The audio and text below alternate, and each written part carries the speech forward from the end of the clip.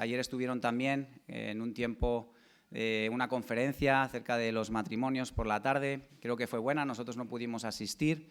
Y ellos vienen de San Sebastián, de la iglesia Amara. Él es anciano de la iglesia Amara. También hay otras iglesias que dependen de esta iglesia madre. Así que es una alegría y un gozo que hayan podido compartir este tiempo con nosotros en nuestro 12º aniversario, y os damos las gracias por haber venido. Así que simplemente quería leer un texto y seguidamente subirá Jaime a poder compartir acerca de la palabra y podré orar por él. El texto está en Hechos 11, 19 al 26. Dice la palabra del Señor: los que se habían dispersado a causa de la persecución que se desató por el caso de Esteban llegaron hasta Fenicia, Chipre y Antioquía, sin anunciar a nadie el mensaje excepto a los judíos. Sin embargo, había entre ellos algunas personas de Chipre y de Cirene que al llegar a Antioquía comenzaron a hablarles también a los de habla griega, anunciándoles las buenas nuevas acerca del Señor Jesús. El poder del Señor estaba con ellos y un gran número creyó y se convirtió al Señor. La noticia de estos sucesos llegó a oídos de la iglesia de Jerusalén y mandaron a Bernabé a Antioquía. Cuando él llegó y vio las evidencias de la gracia de Dios, se alegró y animó a todos a hacerse el firme propósito de permanecer fieles al Señor. Pues era un hombre bueno, lleno del Espíritu Santo y de fe. Un gran número de personas aceptó al Señor. Después partió Bernabé para Tarso en busca de Saulo, y cuando lo encontró, lo llevó a Antioquía. Durante todo un año se reunieron los dos con la iglesia y enseñaron a mucha gente. Fue en Antioquía donde a los discípulos se les llamó cristianos por primera vez.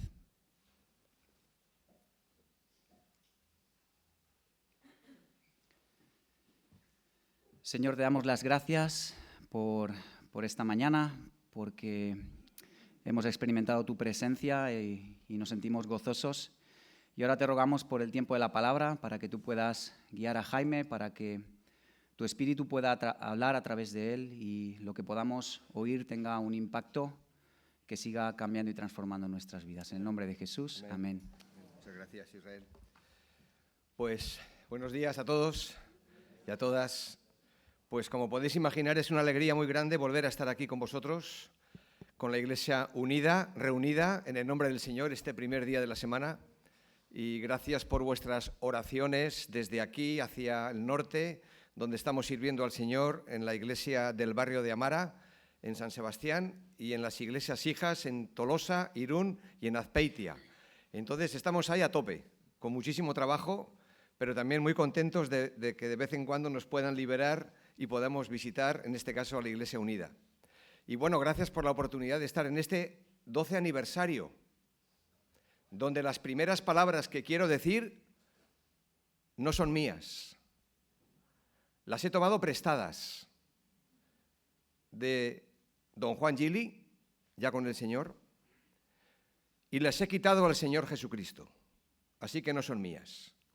Y las palabras de Juan Gili y el Ministerio de Evangelismo en Acción, por el cual empezó la obra allí en San Sebastián, por la cual habéis orado durante muchos años, el lema es este, y el lema es nuestro: el Evangelio para todos, en todo tiempo, en todo lugar y por todos los medios. Y el Señor Jesús emplea esta misma expresión de totalidad para referirse a la labor que nosotros tenemos que hacer todos en la llamada Gran Comisión de Mateo capítulo 28, cuando Él dijo: toda autoridad me ha sido dada en el cielo y en la tierra. Por lo tanto, id y haced discípulos a todas las naciones, bautizándolos en el nombre del Padre y del Hijo y del Espíritu Santo, enseñándoles que guarden todas las cosas que os he mandado, y he aquí yo estoy con vosotros todos los días hasta el fin del mundo. Y para llevar adelante toda esta gran tarea, esta gran labor que a nosotros nos corresponde, el Señor nos ha dejado en su palabra el mandato de ir hacer discípulos, establecer iglesias, pero también nos ha dejado el modelo de cómo hacerlo.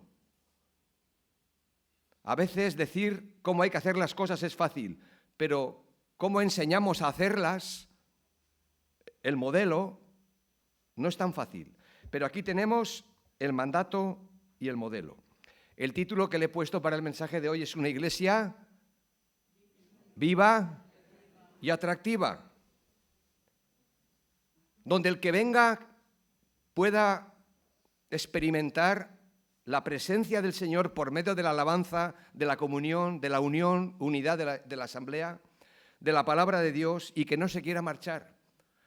Si hay alguien aquí que está por primera vez, como nos pasa también a nosotros allí, quizás no entenderá mucho de lo que oiga, pero sí podrá apreciar de que aquí hay algo que no encontrará en ningún otro sitio, cuando el pueblo de Dios se reúne.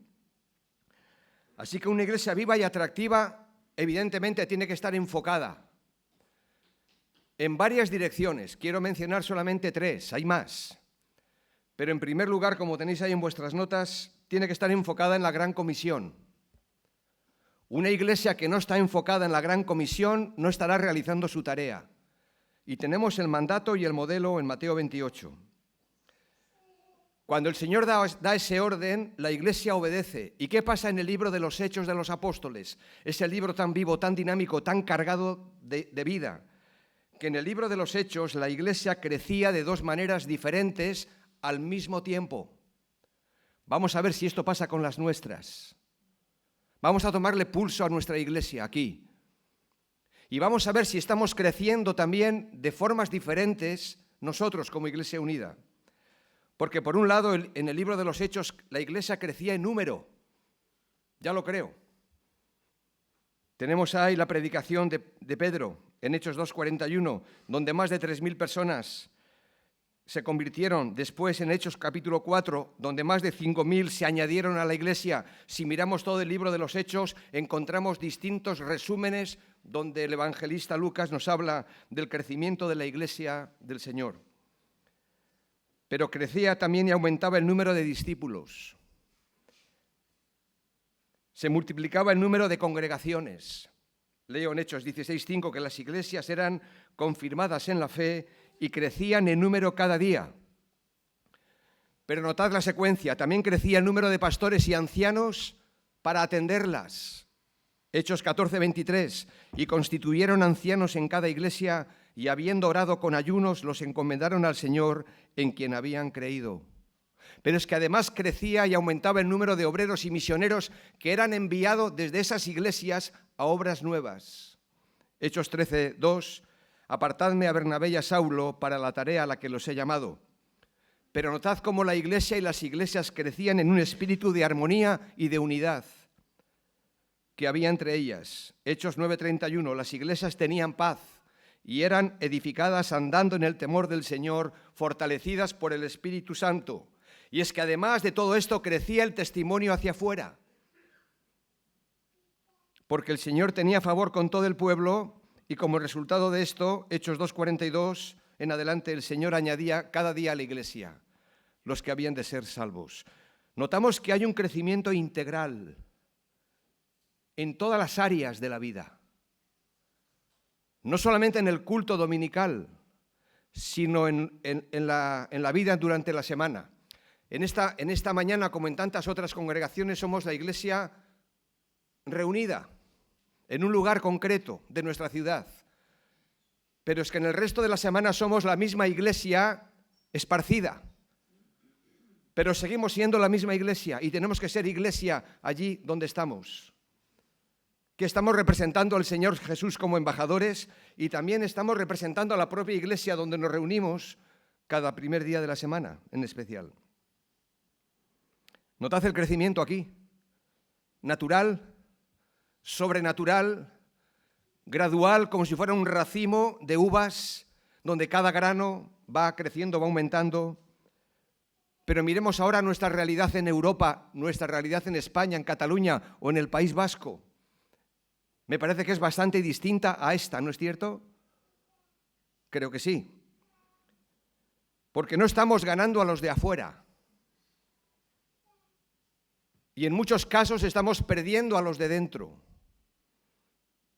Muchas de nuestras iglesias no están creciendo. No todas las iglesias son como esta, grande, espaciosa. Muchas de las iglesias no están creciendo. Y es que además de esto, el liderazgo en las iglesias está envejeciendo.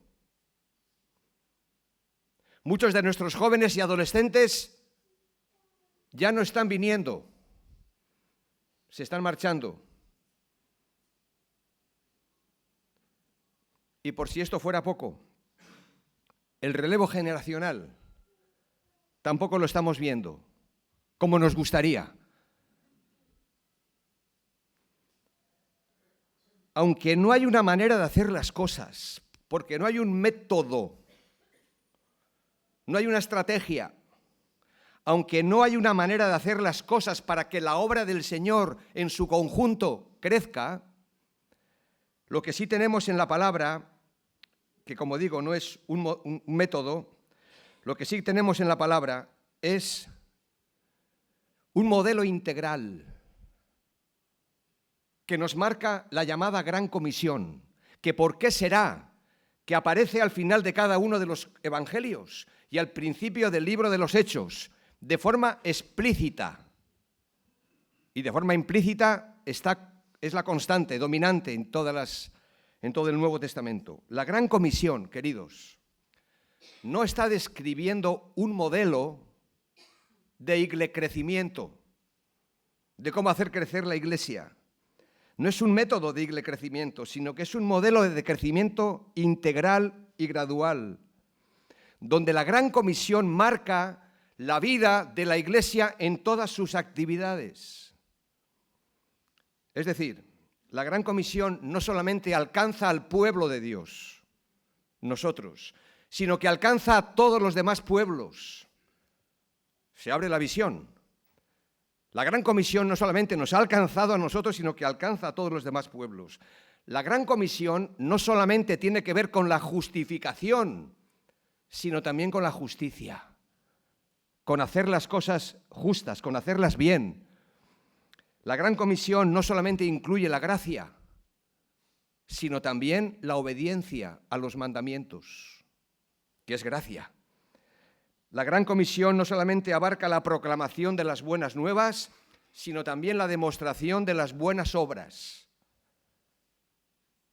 Un crecimiento integral. La Gran Comisión tenemos el mandato y el modelo. Y después de esta Gran Comisión, en segundo lugar, tenemos la gran inversión que tenemos que hacer. Lo que yo voy a compartir con vosotros esta mañana es una cara de la moneda, una parte. La otra parte, la Iglesia y cada uno de nosotros lo tiene que trabajar. Así que tenemos la gran inversión. ¿Y la gran inversión cuál es? Pues el evangelismo y el discipulado, que no lo podemos separar. Son como las dos caras de una moneda o las dos hojas de una tijera. No podemos separar el evangelismo del discipulado. Ya hemos leído en Hechos capítulo 11, versículos 19 al 26, cómo esta iglesia, la iglesia de Antioquía, comienza a hacer cosas que la iglesia de Jerusalén se había olvidado hacer. Comienza a compartir, a evangelizar, a dar testimonio no solamente a los judíos, sino también a los no judíos. Y Pablo y Bernabé pasan un año entero en Antioquía, un año entero. No solo los domingos, el primer día de la semana, sino todos los días de la semana, en diferentes foros, con diferentes personas, en diferentes casas, seguramente en la calle, en lugares, para animar, fortalecer, exhortar y discipular a los que se estaban convirtiendo. La iglesia de Antioquía comenzó como resultado de una fuerte persecución. Leemos así en Hechos 8:1 que en aquel día hubo una gran persecución contra la iglesia que estaba en Jerusalén y todos fueron esparcidos por las tierras de Judea y de Samaria, excepto los apóstoles. ¿Qué estaba pasando en la iglesia de Jerusalén? Bueno, pues lo que puede estar pasando en esta iglesia cada domingo, que los creyentes estaban escuchando el mensaje de los apóstoles, de los mejores predicadores y maestros que podían tener, viendo incluso los milagros que harían entre ellos. Eso era una mega iglesia, que llamaríamos ahora, de más de 5.000 personas. ¿Y quién no quiere estar en una iglesia así? ¿Quién que no tenga hijos pequeños o adolescentes o jóvenes no quisiera estar en una iglesia con los mejores programas para sus hijos, para nosotros? Pues todos, porque es una forma de nutrirnos en todas las áreas de la vida, de nutrir a nuestra familia. Todo iba muy bien en Jerusalén, demasiado bien, pero se olvidaron de una sola cosa muy importante, de lo que el Señor Jesús les dijo: y me seréis testigos en Jerusalén. Ya lo estaban siendo, pero no solo en Jerusalén, sino también en Judea, Samaria y hasta lo último de la tierra. La gran comisión de Hechos 1:8. Alguien ha dicho con mucho acierto que si nosotros no obedecemos Hechos 1:8, Dios hará que se cumpla en nosotros Hechos 8:1, que dice que la iglesia fue perseguida. Este juego de palabras, ¿vale? Si nosotros no cumplimos Hechos 1:8, de alguna manera Dios moverá los hilos para que se cumpla Hechos 8:1 y la iglesia se vea forzada a salir, de un modo o de otro, sea por la persecución, sea por la inmigración, sea por la dispersión, como nos pasa a nosotros y os pasa a vosotros. Y si no, habría que preguntar aquí, los hermanos, de qué lugares distintos de la ciudad o de pueblos de alrededor llegáis para tener aquí el culto dominical. No creo que todos viváis en la zona donde está ubicada la iglesia. Quizás hace años podía ser así, en otros lugares también. Lo cierto es que como resultado de la persecución, un grupo de creyentes comenzó a reunirse en Antioquía, donde evidentemente no había iglesia, pero fueron llevados a la fuerza. Y versículo 19, comenzaron a predicar el evangelio no solo a los judíos, sino también a los gentiles. Verso 20 de Hechos 11. Hermanos, ¿qué es lo que paraliza a una iglesia? ¿Qué es lo que la mata? ¿Será la persecución? No. Y decimos nosotros en Europa: no, lo que mata a una iglesia es la secularización. Pues tampoco. Porque problemas los habrá siempre, sea de un modo o de otro. Y Satanás sabe cómo hacer que surjan problemas que traten de frenar el desarrollo de la obra del Señor. Él pensaba que la persecución no iba a servir para eso, para que la iglesia creciera. Y la iglesia creció y sigue creciendo en el mundo, donde la iglesia es perseguida. Pero la secularización tampoco debería ser el problema. Entonces, ¿dónde está el problema? El problema está en nuestra falta de visión acerca de la gran comisión, que es la gran preocupación del Señor de la iglesia, el motor que mueve todas las demás actividades que tenemos. Porque todo lo que hacemos tiene que ir encaminado en esa dirección. En el evangelismo, el testimonio, la edificación, el discipulado, la exhortación, el cuidado pastoral, etcétera, etcétera. No es la secularización que nos hemos llegado a creer. No, es que la gente ya no quiere escuchar. Y en parte es verdad.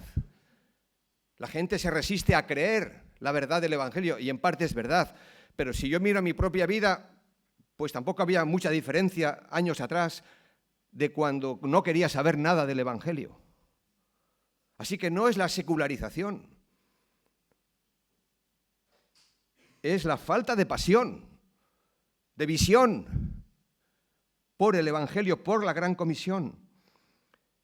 Y como consecuencia de la labor que estos hermanos sencillos, donde aquí no había apóstoles, no había obreros enviados, porque eran hermanos y hermanas que habían salido Como consecuencia de esta labor por la gracia de Dios, dice el versículo 21 que un gran número creyó y se convirtió al Señor.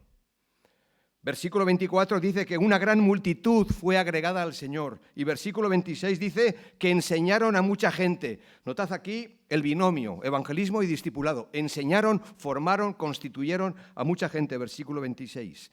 El crecimiento que experimentó esta iglesia, ya sé que no es así en todos los casos, y cada tiempo y cada momento de la historia es diferente, pero los principios son los mismos. Los métodos pueden cambiar, pero los principios no. Es la ley universal de la siembra y la cosecha. Si queremos recoger, tenemos que sembrar. A lo mejor luego recogemos poco en comparación con lo que hemos trabajado, es verdad, pero no vamos a recoger nada si no hemos sembrado nada. Por lo tanto, el crecimiento que experimentó esta iglesia llegó a oídos ¿de quién? Decídmelo. ¿De qué iglesia? De la iglesia de Jerusalén. Oye, ¿qué está pasando en Antioquía? Que nos han llegado noticias de que los judíos y los no judíos se están convirtiendo al Señor. Y entre ellos no hay ningún apóstol que esté aquí para verificarlo. ¿Qué está pasando en Antioquía? ¿Qué puede estar pasando en otras partes del país donde nosotros no estamos allí presentes? Pues enviaron a Bernabé para comprobar estos hechos. Versículo 22 dice que llegó la noticia de estas cosas a oídos de la iglesia que estaba en Jerusalén y enviaron a Bernabé que fuese hasta Antioquía. Enviaron a un sencillo pastor, a un hombre de Dios, que significa hijo de consolación. Alguien donde los apóstoles pusieron confianza para que vaya y volvieran con un reportaje de lo que allí estaba pasando. ¿Y qué es lo que estaba pasando allí? Que dice el versículo 23, que Bernabé cuando llegó a Antioquía y vio la gracia de Dios. ¿Cómo se puede ver la gracia de Dios? ¿Me lo podéis decir? Yo puedo ver aquí la gracia de Dios en el tiempo de alabanza, en el tiempo de la participación de lo que hemos hecho. Yo puedo ver la gracia de Dios. Pero ¿cómo vio Bernabé la gracia de Dios cuando llegó a un sitio que no conocía? Lo puedes ir pensando y diciendo, si quieres. Otras versiones nos ayudan. La versión internacional dice que cuando Bernabé llegó y vio vidas transformadas, se regocijó mucho. La gracia de Dios es ver vidas cambiadas por el poder del Evangelio. Y esto es lo que vio Bernabé.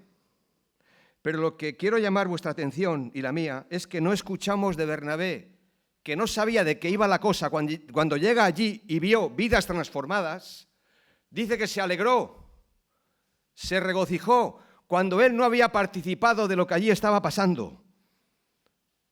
¿Cómo reaccionas tú y cómo reacciono yo cuando voy a un lugar y no he formado parte de esa historia y sin embargo me gozo por ver que Dios ha hecho su obra y la sigue haciendo? Me alegra de veros a todos vosotros aquí cuando nosotros no hemos tenido nada que ver con vosotros aquí. Es la labor de los pastores, es la labor de los hermanos y hermanas fieles que están en diferentes servicios de ministerio. Y Bernabé se alegró, no puso ningún pero. Quizás yo lo hubiera puesto, ¿sabéis cuál? No, es que la iglesia de Antioquía no es como la de Jerusalén. Es que ahora la iglesia de Antioquía está formada por judíos y por gentiles. No es tan judía como la de Jerusalén, que estaría marcado el culto seguramente por la liturgia de la sinagoga. Aquí en Antioquía había otro espacio de libertad. La esencia de la doctrina, evidentemente, Bernabé pudo comprobar que era la misma, pero las cosas se hacían de forma distinta. ¿Cómo te sientes tú cuando vas a un lugar y no se hacen las cosas como se hacen en tu iglesia? Pero ves la gracia de Dios en esa iglesia. ¿Cómo te sientes?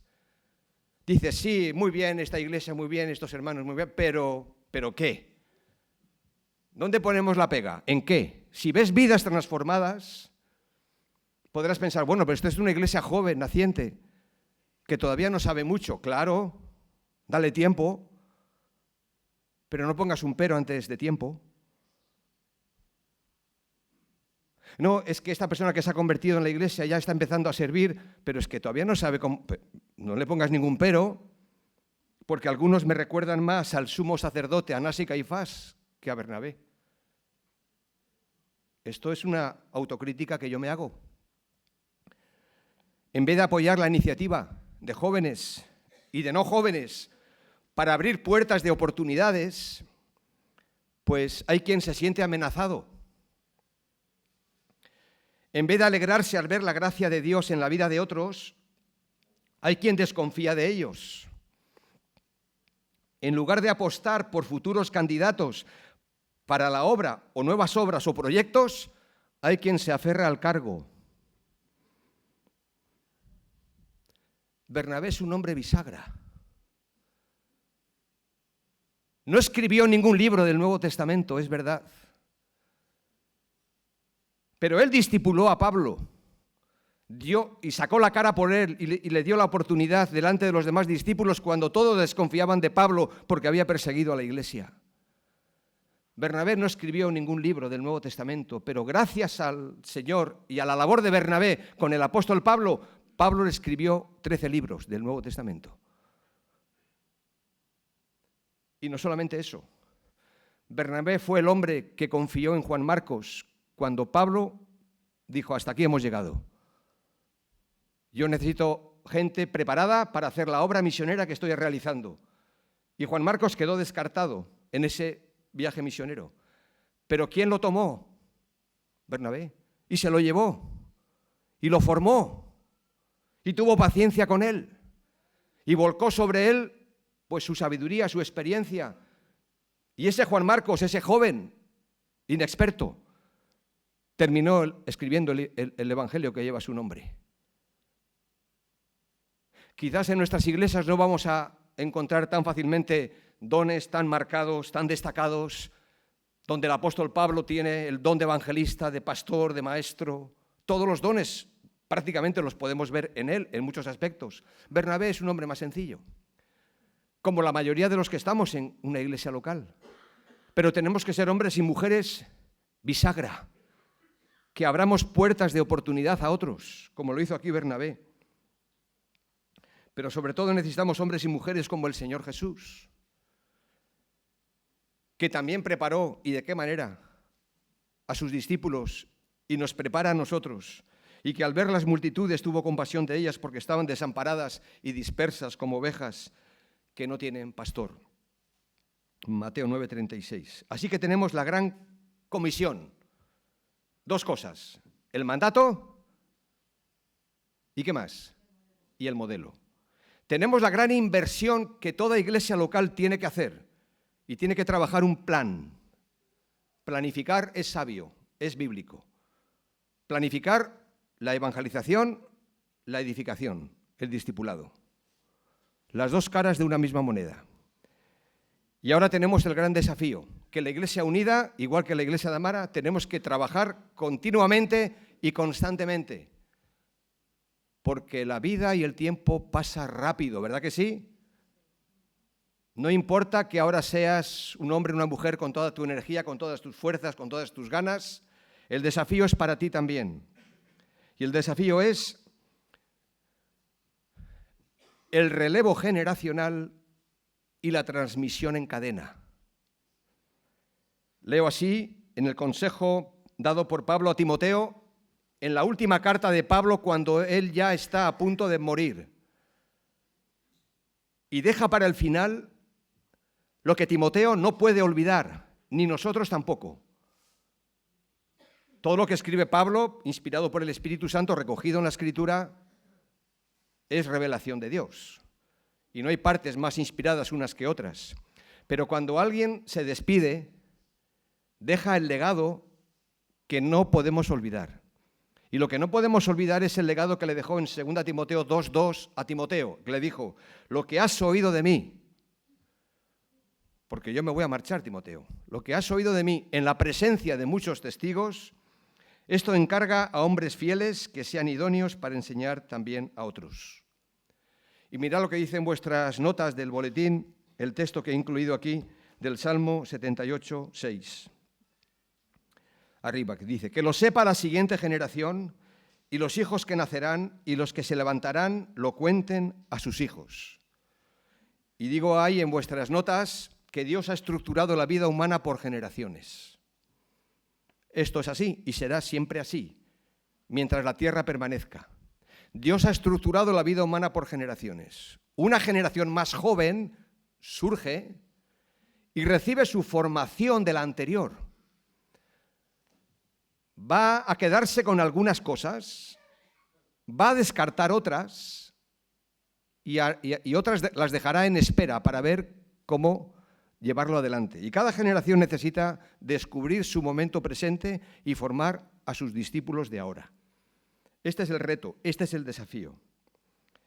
Notad que en este texto de 2 Timoteo 2:2 o en el Salmo 78:6, notad por favor, porque esto ha roto la cadena. Cada uno que estamos ahora mismo aquí sentados, incluido yo aquí, somos un eslabón de la cadena. No somos la cadena, pero sí somos un eslabón que formamos la cadena.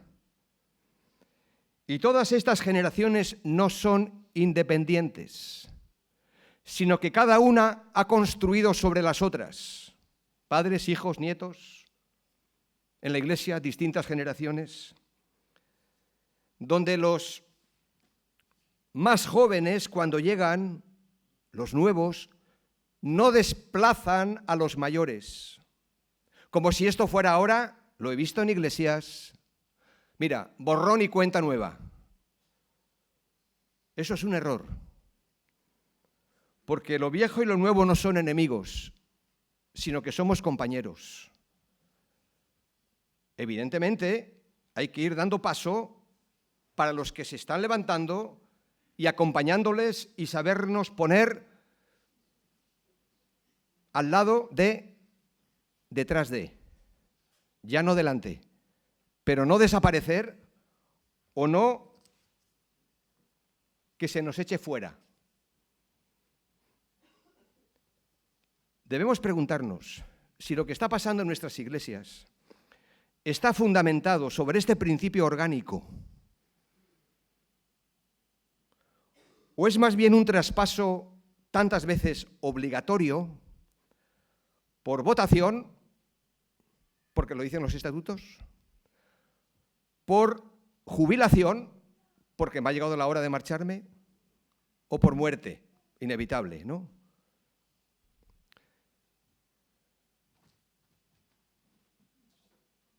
¿Puedo utilizar este micro? Sí. Es que esto lo tengo que explicar desde aquí abajo. Los ingenieros forestales creo que nos dan una buena lección para entender esto. Porque es una enseñanza tomada de la naturaleza que Dios ha hecho. Cuando en un viejo bosque hay un claro, porque ya el viejo árbol se ha muerto, han llegado sus años, se le ha talado o simplemente ha caído, y queda un claro, y tú vas a plantar un árbol jovencito, tomado del semillero, del invernadero, alguien pensará, bueno, lo vamos a poner fuera para que haya un espacio amplio, abierto, y pueda crecer sin ningún tipo de freno. Pues mira por dónde no. Donde mejor va a crecer ese árbol es dentro del bosque y en ese claro que ha quedado vacío. ¿Sabéis por qué? Nos lo dicen ellos, los que saben. Por fuera los árboles parecen todos iguales y que parece que no hay ninguna relación entre uno y otro. Uno más alto, otro más bajo, uno con más hojas, otros igual sin ellas. Pero hay que mirar debajo de la tierra. ¿Y qué pasa debajo? Que las raíces de ese nuevo árbol que va a empezar a salir se van a entrelazar con las raíces del viejo árbol que está a su lado. Y van a formar un tejido tan fuerte que no habrá tormenta capaz que venga a derribar, digamos, el árbol del bosque, porque estará protegido. Pensemos en la iglesia. Esto no lo dicen los ingenieros forestales. Pero ¿dónde puede mejor crecer un niño, un adolescente, un joven?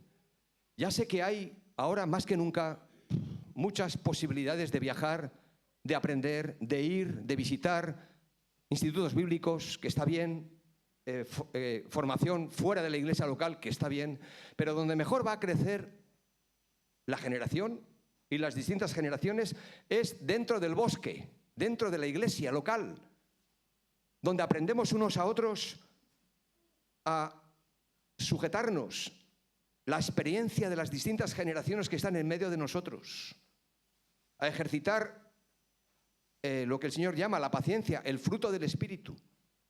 Y a veces lo fácil es salir, formarse en otro lugar, y no digo que no haya que formarse, nuestra experiencia ha sido esa, además, así que no puedo decir que no.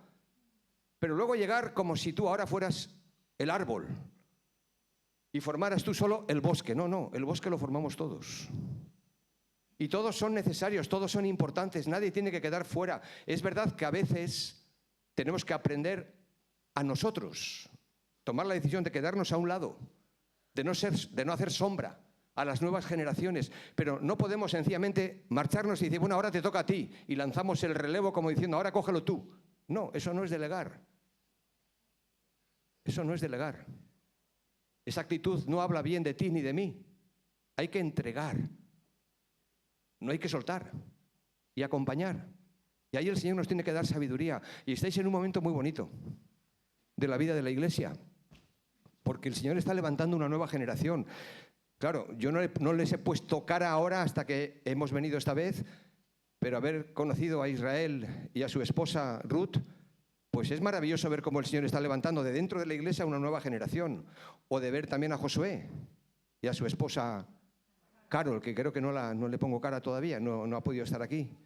Y tener también la experiencia de Dani con su esposa Abby. Y los que os han servido durante tantos años, que siguen estando aquí, muchos de ellos, para dar experiencia, para dar cobijo. No para estar al frente tal vez, pero sí para estar al lado, detrás. No los desechéis. Preguntar, consultar, buscar ayuda. Somos el bosque. Y hay jóvenes, hay árboles jóvenes y tiernos y otros más robustos, pero nadie es más importante. Nos necesitamos. Concluyo. En resumen, una iglesia viva y atractiva tiene claro el mandato y el modelo marcado por la Gran Comisión, así como tiene claro llevar a cabo un plan elaborado de evangelismo y discipulado, y la transmisión en cadena para el relevo generacional, porque las Escrituras nos enseñan, queridos hermanos, y la experiencia lo demuestra, que cuando una iglesia mira hacia afuera, tendrá más vida dentro. Y cuando una iglesia invierte en la visión misionera, Dios invierte en la vida de la iglesia. Esta es la matemática divina, aunque pueda parecer un poquito absurdo. Pero este es el mensaje de la cruz. Los contrastes, las paradojas, donde el Señor Jesús en la cruz vence perdiendo, vence muriendo, venció perdiendo. Y en su reino el principio es el mismo. El que manda es el que sirve. Los grandes son los pequeños. Los últimos son los primeros. Y cuando me siento débil, entonces soy fuerte. Hermanos, merece la pena aceptar ese desafío. Hay que trabajar, hay que orar y hay que buscar la dirección del Señor para que el Señor os permita seguir siendo como lo sois. En muchos aspectos, una iglesia viva y atractiva. Pero esta iglesia viva y atractiva tiene que seguir proyectándose hacia la sociedad en la que está y hacia cada casa, cada hogar, cada familia, cada pueblo donde vivís. Que el Señor os bendiga mucho y que en el 13º aniversario podáis celebrar estas y otras muchas cosas más. Así que vamos a orar. Nos ponemos en pie, por favor.